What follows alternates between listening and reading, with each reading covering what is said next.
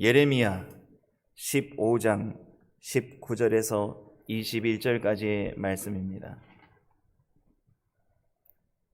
구약성경 1075면에서 1076면까지 기록되어 있는 하나님의 말씀입니다.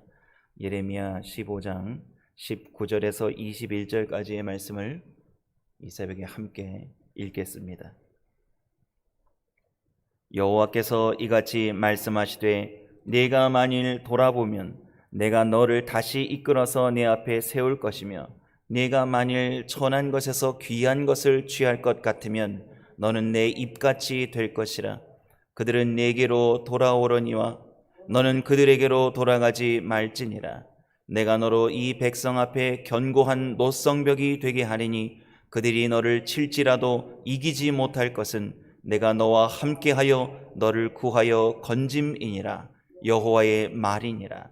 내가 너를 악한 자의 손에서 건지며 무서운 자의 손에서 구속하리라. 아멘. 우리 지난 시간에는 임박한 진노의 심판의 말씀을 예레미야에게 허락하실 때 예레미야가 하나님 앞에 하나님의 정하신 뜻을 받아들이고 엎드려서 기도하는 장면으로 어제 본문 말씀을 살펴봤습니다. 하나님께서 그 진노 가운데 심판하시는 그 장면 속에서 무엇하고 계실까? 우리는 그런 생각이 들잖아요. 우리는 살다가 어려운 일 만나고 참 헤어나올 수 없는 늪 같은 곳에 빠져서 허덕이고 있을 때 하나님은 왜 돌아보지 않으시나? 라고 우리가 마음으로 그렇게 생각해 볼 수 있습니다. 하지만 오늘 어제 우리가 살펴본 말씀 안에서 하나님께서 그때 무엇 하십니까? 라는 질문에 이렇게 답을 하시지요. 내가 그 가운데에서 끊치지 않는 눈물을 흘리리니 라고 말씀하십니다. 하나님께서 우리의 고통을 늘 돌아보고 계시고 우리가 가장 신음하는 연약함 가운데에서 목을 놓아 괴로워할 때 우리의 옆에서 가장 가까이에서 이 세상 그 누구보다도 하나님께서 애통하고 슬퍼하고 계시는 것을 예레미야에게 말씀해 주셨습니다. 그래서 예레미야는 눈물의 선지자가 되었습니다. 하나님의 눈물을 가슴과 마음에 담고 일평생을 하나님의 눈물을 자기 온몸과 눈으로 쏟아내면서 하나님의 시선 안에서 하나님의 눈물을 이 땅에 함께 쏟아냈던 그런 선지자였습니다. 우리도 하나님의 은혜를 받았죠. 참 말할 수 없고 이 인간의 말로 다 표현할 수 없는 감격스러운 구속하신 십자가의 은혜를 우리가 받았습니다. 우리가 무엇으로 하나님의 은혜를 갚고 삽니까? 못합니다. 자녀가 병이 들어서 죽게 돼도 내 생명으로 자녀를 살리는 거 쉽지 않습니다. 다른 자녀들은 어떡하실 거예요? 그런 것처럼 우리가 생명의 피값으로 구속함을 입은 그 은혜는 말로 다 할 수 없어서 우리가 울어도 다 갚지 못하네라는 찬양을 합니다.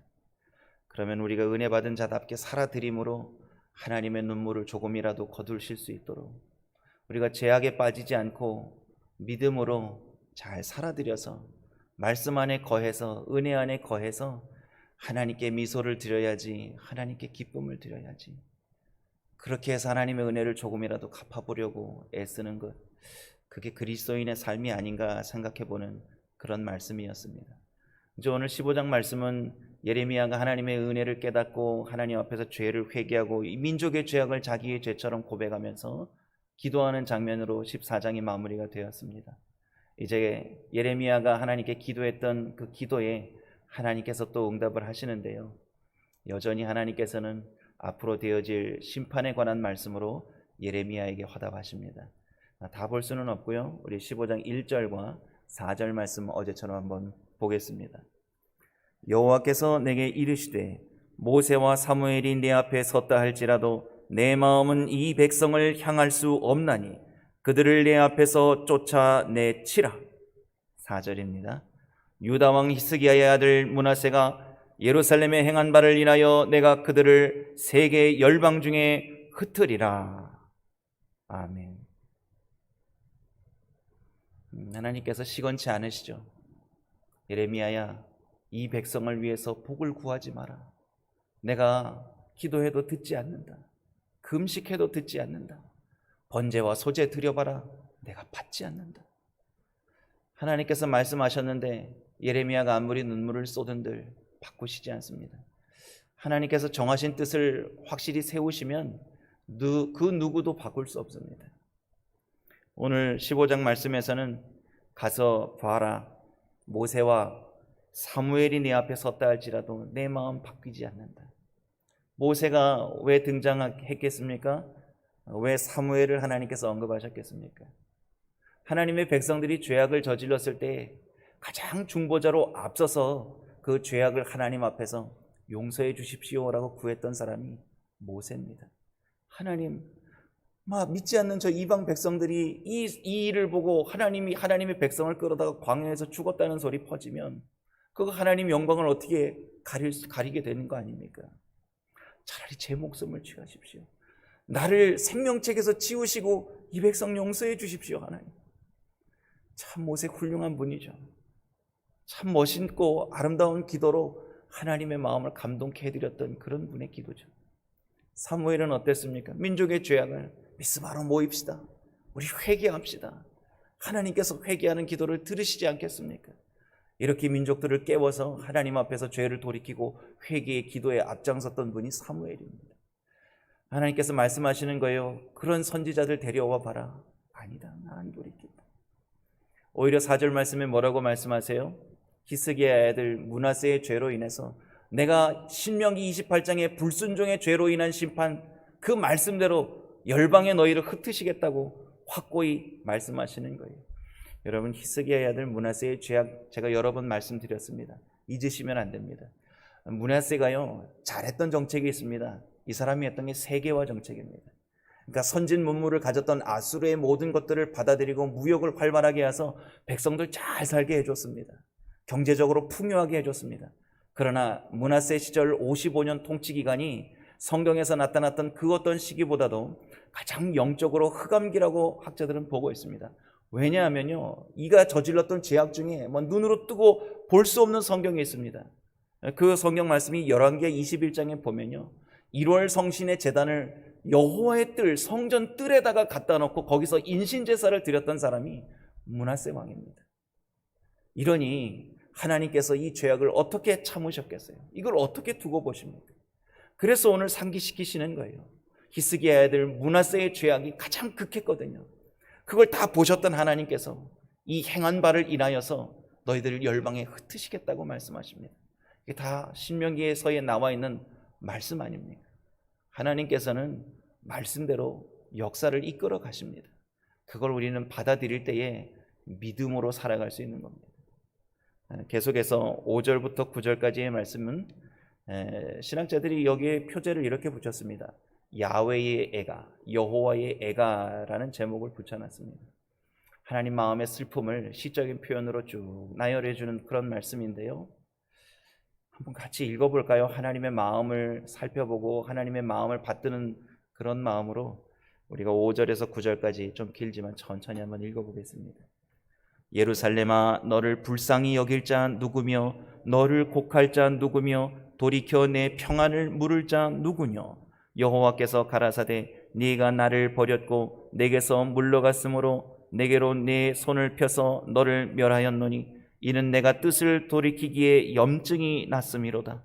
내가 그들을 그 땅의 여러 성문에서 키로 까불러 그 자식을 끊어서 내 백성을 멸하였나니 이는 그들이 그 길에서 돌이키지 아니하였음이라. 그들의 과부가 내 앞에 바다 모래보다 더 많아졌느니라. 내가 대낮에 회멸할 자를 그들에게로 데려다가 그들과 청년들의 어미를 쳐서 놀람과 두려움을 그들에게 졸지에 임하게 하였으며 7 자식을 생산한 여인으로는 쇠약하여 기절하게 하며 오히려 백주에 그의 해로 떨어져서 그로 수치와 근심을 당케 하였느니라. 그 남은 자는 그 대적의 칼에 붙이리라. 여호와의 말이니라. 아멘. 이미 이때의 시점이 이제 무기토에서 요시야 왕이 패전을 하고 바로누고 2세에 의해서 섭정을 통치를 받고 내정 간섭을 받던 그런 시기입니다. 큰 전쟁을 한번 치르고 난 뒤거든요. 이미 이제 심판이 시작된 그런 시점입니다. 예레미야도 어제는 말씀 안 드렸지만 예레미야도 뭔가 하나님께서 처음에 진노의 말씀, 심판의 말씀 화를 부으시겠다, 노를 부으시겠다 하실 때에 그걸 받아들이기가 쉽지 않았지만 지금 이 시점에 보니까 벌써 역사의 흐름이 어때요? 내가 저항할 수 없구나, 거부할 수 없구나. 정하신 하나님의 뜻은 이미 역사 가운데에서 진행되고 있구나, 나타나고 있구나라는 걸 이제 예레미야가 두 눈으로 목도를 한 겁니다. 그리고 그 전쟁의 소식을 듣고 이미 이제 되어진 일들 가운데에서 전쟁의 아픔, 그 가운데에서 하나님의 마음이 눈물로 표현된 그런 말씀입니다. 요점은 이거죠. 하나님의 도움 없이 누가 유다를 돌보고 보호해 주겠냐? 어떻게 그런 하나님을 거부할 수 있느냐? 이런 애끓는 마음, 하나님의 마음이 여기에 녹아져 있는 겁니다. 여러분, 우리가 하나님 품 떠나서 무엇을 의지할 겁니까? 우리가 궁극적으로 호흡이 가빠오고 이 세상을 잡고 있던 생명의 손을 놓고 영원한 하나님 나라에 들어가는 그 천국의 문턱에서 우리가 무엇을 붙잡고 무엇을 의지하고 더 생명을 부지하겠습니까? 그때는 아무것도 우리에게 줄 수 있는 도움이 없습니다. 우리를 영원한 생명의 길로 구원의 문으로 들여보내 주실 그 이름은 오직 예수 그리스도의 이름 한 분이십니다. 그거 외에는 없잖아요. 그게 진리입니다. 바꿀 수 없습니다. 그러면 그거 붙잡아야죠. 가장 가치 있는 것을 소중하게 생각하고 살아야죠. 그게 오늘 하나님의 마음이 쏟아진 애가에 화답하는 우리의 삶의 태도입니다. 다들 그렇게 살아드리리라 믿고 이 말씀을 좀 기억하셨으면 좋겠습니다. 이제 10절 이하의 말씀에는 이제 예레미야의 애가가 기록되어 있습니다. 전쟁의 아픔을 하나님이 눈물 흘리시는데 하나님의 사람이 가만히 있을 수 있나요? 하나님 슬프시군요, 아프시군요. 하나님의 마음을 제 마음에 담고 저도 주님의 마음을 붙잡고 기도해 보겠습니다. 10절 이하의 말씀인데요, 다 볼 수는 없고요. 10절 말씀 한번 보겠습니다. 내게 재앙이로다. 나의 모친이여, 모친이 나를 온 세계에게 다툼과 짐을 당할 자로 낳으셨도다.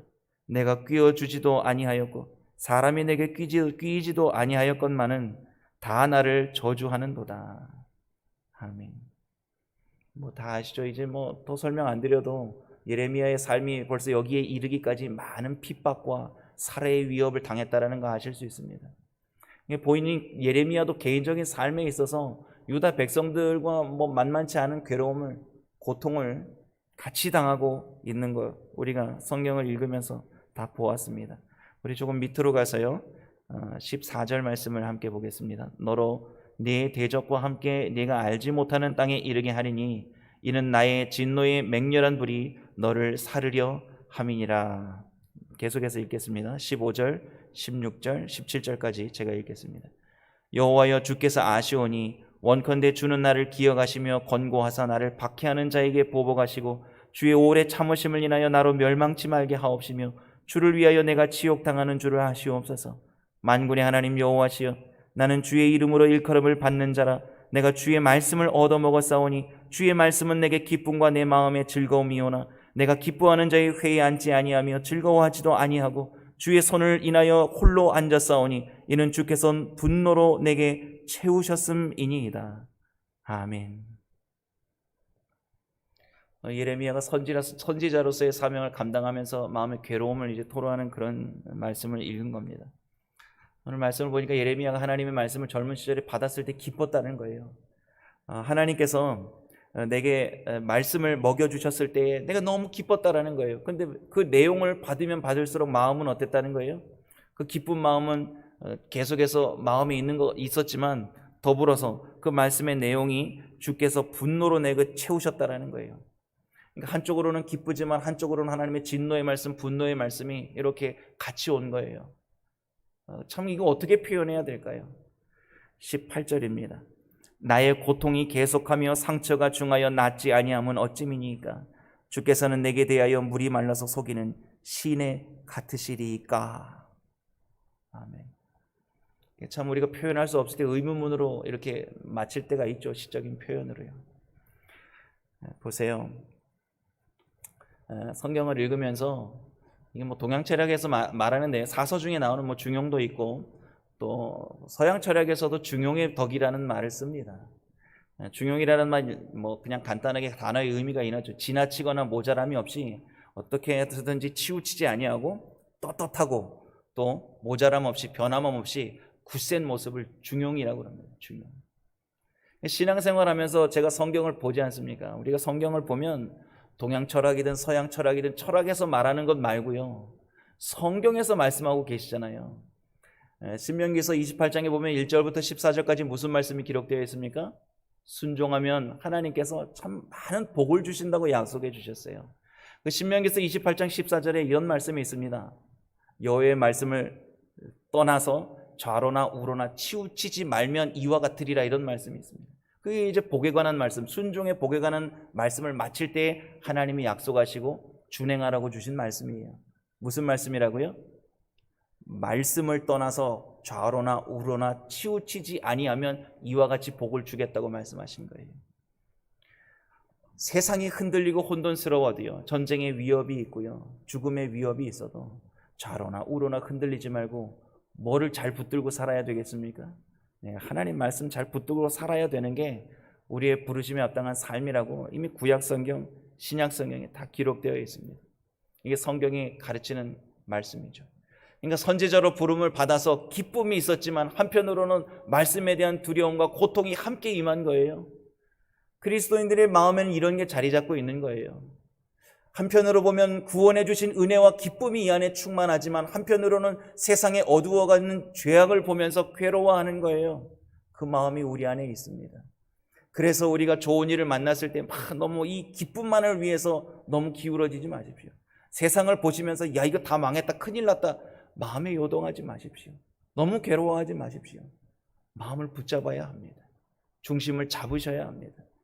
세상은 아무리 요동이 쳐도 좌로나 우로나 치우침이 없이 우리의 마음은 중용을 가져야 된다는 거죠. 오늘 예레미야처럼 말입니다.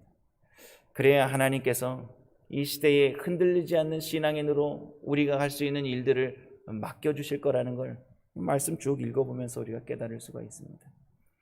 참 감사하죠. 이렇게 예레미야의 고백, 고통스러워하는 예레미야, 이러지도 저럴 수도 없는, 기뻐할 수도 너무 괴로워할 수도 없는 이 가운데에 어쩔 줄 몰라하는 이 젊은 선지자에게 오늘 드디어 하나님께서 걱정 말아라, 내가 너와 함께 해준다. 저들이 철과 놋으로 대항할 때 내가 너를 놋 성벽으로 세워서 탄탄하게 세워서 굳센 믿음으로 세워서 굳센 말씀으로 세워서 누구도 무너뜨리지 못하게 내가 너와 함께 해주겠다. 내가 너를 건져주겠다. 오늘 그런 말씀으로 예레미야를 격려하십니다. 그 말씀으로 맺게 되는데요, 오늘 20절 21절입니다. 귀한 은혜의 말씀 함께 읽겠습니다.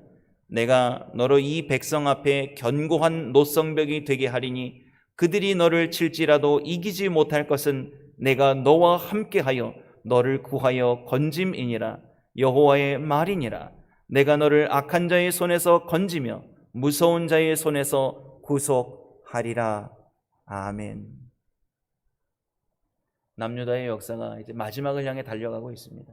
출애굽 이후에 800여 년의 역사, 유다의 화려한 역사를 이제 마감하고 이제 20여 년 뒤면 이제 나라가 완전히 바벨론에 의해 멸망하게 됩니다. 그때까지 예레미야는 계속해서 하나님의 말씀을 선포하는 선지자의 사명을 감당해야 됩니다. 전쟁의 혼란 속에서 피비린내 나는 피폐화된 이 현장, 자기 고국 땅 안에서, 그리고 이방 땅에 이르기까지 예레미야는 그 혼돈한 국제 정세와 국내 정치 상황 속에서도 계속해서 하나님의 음성을 전해야 합니다. 그게 예레미야의 사명이었습니다. 우리의 부르심은 무엇입니까? 세상이 혼란스럽습니다. 어지럽습니다. 뉴스만 들으면 머리가 아픕니다. 정말 마지막 시대를 살아가고 있다는 걸 우리가 이제 피부로 느끼는 그런 시대를 살고 있습니다. 그러면 하나님, 우리는 무엇을 해야 합니까? 세상이 이렇게 어지럽게 요동하고 있는 이 풍진 세상에 우리는 어떻게 살아야 합니까? 오늘 예레미야서에서 하나님 말씀하고 있지 않습니까? 내가 너와 함께하고 있으니 세상의 철과 놋으로 달려오는 악의 무리들이 이 세상을 엄습해 올지라도 하나님이 함께해 주시는 그 말씀의 언약을 붙잡고 하나님의 구속하심을 향하여 여전히 굳세게 우리의 믿음을 지키고 그리스도의 진리 되신 복음의 십자가를 세상에 전하는 것, 그것이 우리에게 남아있는 삶의 과제인 것을 우리가 깨닫게 됩니다. 기도하겠습니다. 세상은 흔들리고 요동치며 우리의 믿음 생활을 위협할지라도 우리는 믿음을 가지고 이겨내게 해 주시옵소서.